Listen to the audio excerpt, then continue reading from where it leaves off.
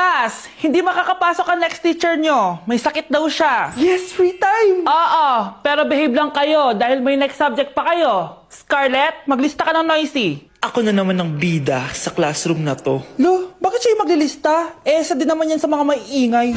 Ganon. Hoy! Bakit mo ko nilista? Ngayon nyo ko subukan.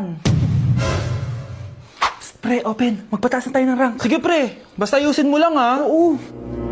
Pre, habulin mo. Nagbabackdoor, oh. 1 point ka na, Miguel. Lo, yun! Panalo! Oh, ba't si Kenneth di mo sinulat sa noisy? Bakit? Crush ko yan eh. Sige lang, Kenneth. Magingay ka lang. Ako bahala sa'yo. Wow!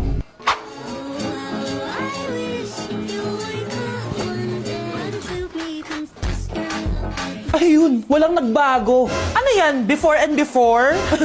At least ako, may 10,000 followers ako. Eh kayo, gumagamit lang naman kayo ng auto likes. Ew! Bes, kumalma ka.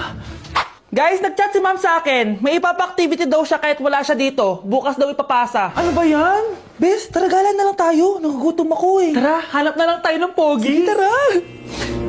Pre, tara kating na lang tayo. Huwag na natin gawin yan. Tara, tara. Hoy, saan kayo pupunta? Iniwan niyo ako dito. Uwi na nga lang din ako. Hello, class! So, paano ako magtuturo niyan?